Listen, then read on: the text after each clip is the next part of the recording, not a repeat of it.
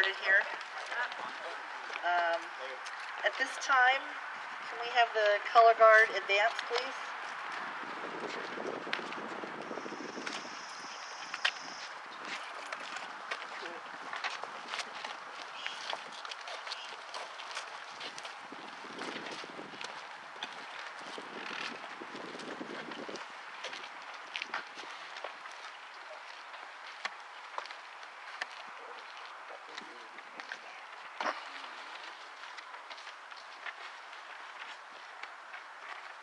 Thank you. Chapter Chaplain Bonnie Popnich, would you please provide the invocation? Good morning, everyone. Good morning. Eternal God, we stand before you, deeply grateful for our inheritance of courage and valor. We thank you for those ancestors who were willing to defend our right to the freedom we now enjoy. Help us to emulate their dedication and to remember their heritage, that we may pass it intact to future generations. May we use their strength and fortitude to protect the freedoms that support our nation. In Jesus' name, amen. Thank you, Bonnie. Now I would invite the Chapter Vice Regent, Cheryl Kanabe, to lead us in the Pledge, America's Creed, and Preamble, which are on the back of your programs. I pledge allegiance to the flag of the United States of America and to the republic for which it stands, one nation, under God, indivisible, with liberty and justice for all. I believe in the United States of America as a government of the people, by the people, for the people, whose just powers are derived from the consent of the governed, a democracy and a republic, a sovereign nation of many sovereign states, a perfect union, one and inseparable, established upon those principles of freedom, equality, justice, and humanity, for which American patriots sacrifice their lives and fortunes. I therefore believe it is my duty to my country to love it, to support its Constitution, to obey its laws, to respect its flags, and to defend it against all enemies. We, the people of the United States, in order to form a more perfect union, establish justice, ensure domestic tranquility, provide for the common defense, promote the general welfare, and secure the blessings of liberty to ourselves and our posterity, do ordain and establish this Constitution for the United States of America. Thank you, Cheryl. Now, if we could all join in singing God Bless America. God bless America, land that I love. Stand beside her and guide her through the night with the light from above. From the mountains to the prairies, to the oceans, white with foam. God bless America, my home, sweet home. God bless America, my home, sweet home. Thank you. Thank you, and welcome to everybody here today. I'm so glad to have all of you join me as we gather here each year. This site is special. It's special to the General Lafayette chapter. It's special to our SAR brothers who have their own monument just steps away. It's special to the people of Port Republic, but it's also special because of what it represents. Remembrance. Memorial Day is a day of remembrance. And so how appropriate that we gather here to honor and remember the men and women who gave their lives for us and this country, to protect our freedom and our way of life. At this time, I would direct your attention to the Chair of Honor.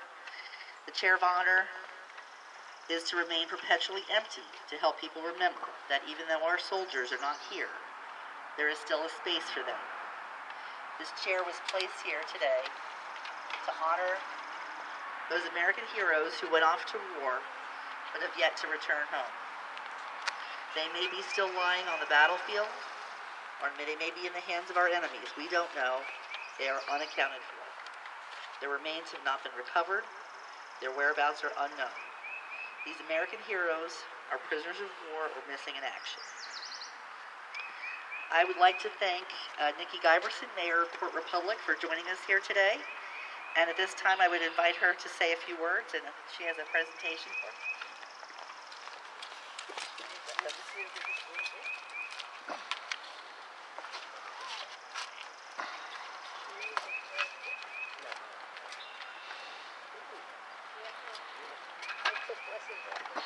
Just wanted to welcome everybody for coming out.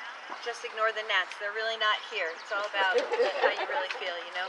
But as I was thinking about what type of history I wanted to share with you, and being the DAR, that this is your event today, I'm not sure that everybody understands how important the women were during this, that weren't fighting, but had a job to do.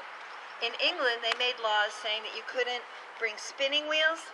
This is a modern one, but it is a spinning wheel. You couldn't bring a spinning wheel, you couldn't bring a loom to weave cloth, and you couldn't even bring sheep into America, because the English wanted the new American people to be dependent on Britain, on the British people and their goods and their fabric and their clothing. So it was a very patriotic thing to do for the women to spin. Every house, there was a spinner in every single house. Because if they didn't spin wool and they didn't spin linen or linsey woolsey or cotton, whatever they had, then they wouldn't have clothes to wear. So you've heard the word spinster. Well, now it means an unmarried woman. Well, a spinster was a very patriotic woman. She didn't have time to date. She didn't have time to get married because she was spinning for her family, maybe her brothers or sisters, maybe for her aunts and uncles, maybe for her parents. She had no time, so she was really a very patriotic woman.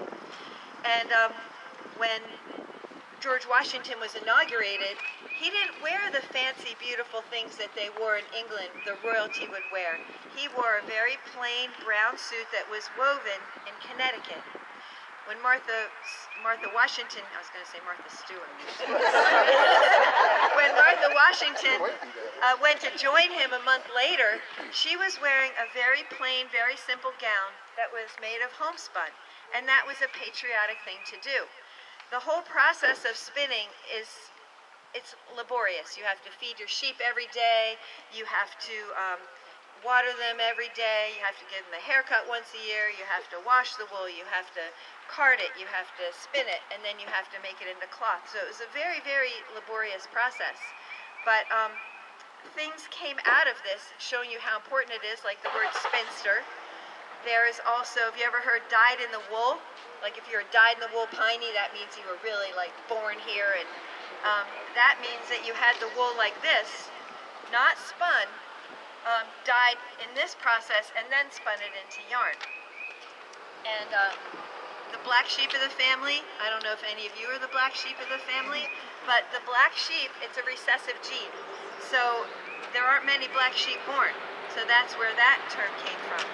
So there's a lot that really went into it, and I'll just show you a little bit here. This is how it's done. Your feet decide how fast you're going to spin, and your fingers decide how thick the wool is going to be.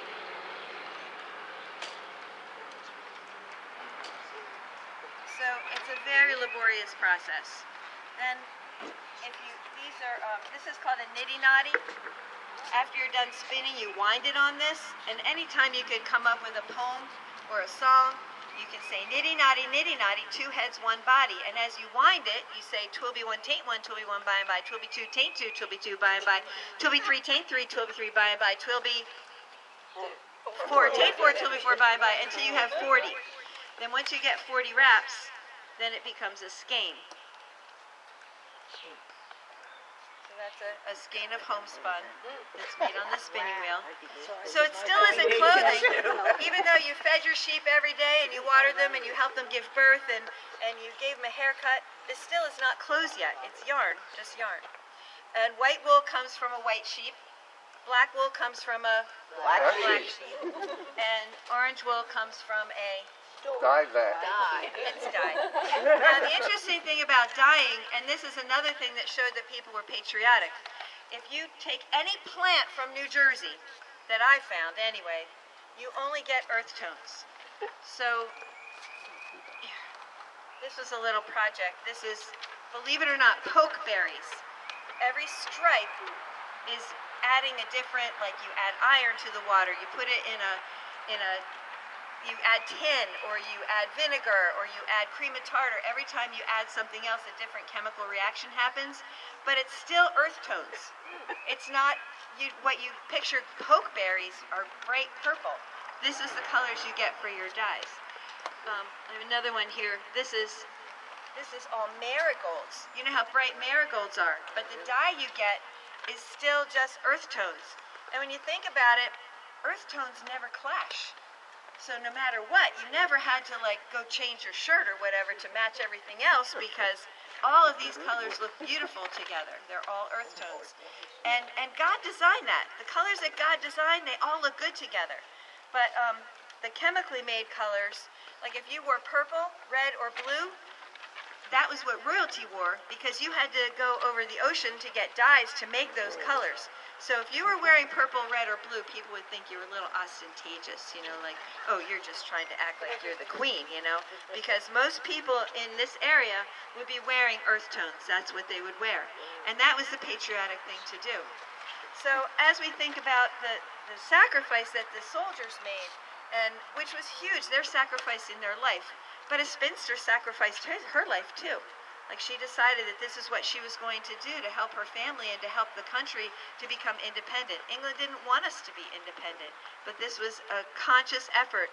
In fact, in New England, there were some towns in New England where you could pay your taxes with spun wool. I really wish we could still do that. Accepted it? Yeah, wouldn't that be? I'll have to talk to our tax collector about that. But yeah.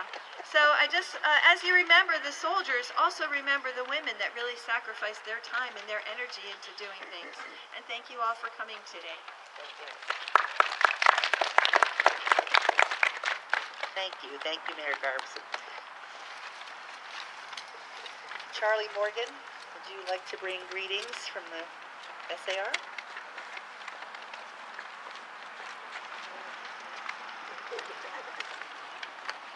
Good morning, and I think I picked the wrong color shirt. I am not royalty, and I try not to be ostentatious. But I would like to bring greetings from the New Jersey Society Sons of the American Revolution and the Richard Summers chapter.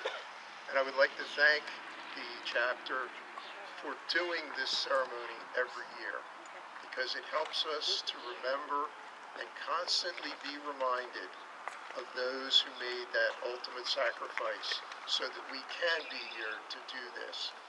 So thank you for coming out, and enjoy the rest of your holiday weekend. Thank you, Charlie. On Memorial Day, we lay wreaths, place flags, assemble parades, and spend time with our family and friends. Hopefully, we each take a moment to reflect on the magnitude of the sacrifice made by so many. You may have been touched personally by one or more individuals that sacrificed their lives for our country, our way of life, or you may just be grateful for the sacrifices others made and continue to make for you. Today I want to share one of the people that comes to my mind each Memorial Day, someone that touched me personally, Corporal Timothy Hines. In 2005, on Father's Day, Corporal Hines was just 21 years old and was serving the U.S. Army in Iraq. He was wounded by an IED and flown first to Germany and then Walter Reed Medical Center in Washington. In an attempt to save his life, they amputated his right leg, but sadly he died from his injuries. Although he was young, he was married and a father of a 2-year-old little girl named Lily. His wife Katie was his high school sweetheart and was 7 months pregnant with his son Noah when he died. Katie's sister Sarah and I worked together in a small accounting firm in Ohio, and we heard day by day of Tim's battle to live and of her sister's journey, first to Germany and then to D.C. to be by her husband's side, barely more than teenagers. We were also there to witness the complete devastation to Tim's family after he passed, and for the years to come as Katie faced life as a single mother. This is just a single story of sacrifice made since our country began, but I hope by sharing Tim's story with you today to keep the spirit of Memorial Day in each of you. At this time, I'd ask Charlie Morgan to do the honor of placing our wreath.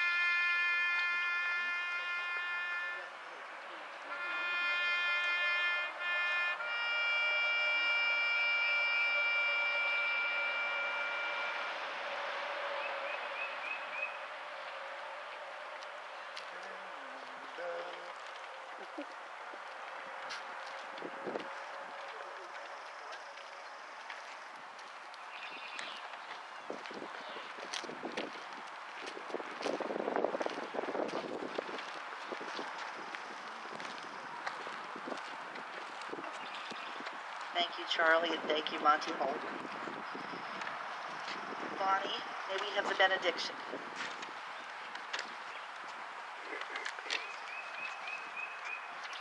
I found this beautiful little poem. Since we started so very long ago, in the 1890s, I went back and discovered a beautiful book from 1903, excuse me. And I thought I would read one of these poems for you. Hold me not boastful, that I take a pride in what my forefathers have achieved. I honor not myself, but them who gave a priceless heritage on which to build. Not selfishness, for they knew sacrifice. Not cowardice, but courage for the right. Not boldness, but a quiet dignity. Not false pride, but a love of high ideals. And reverence for things to be revered.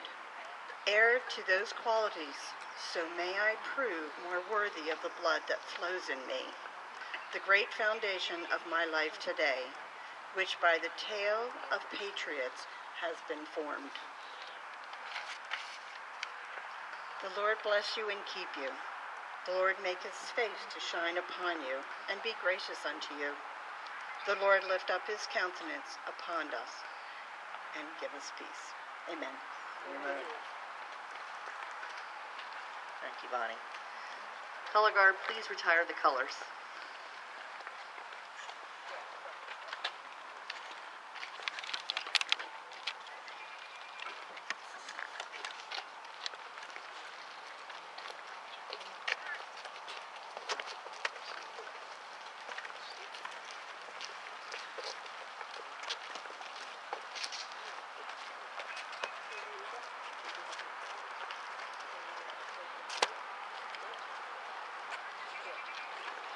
Thank you again for joining us here today.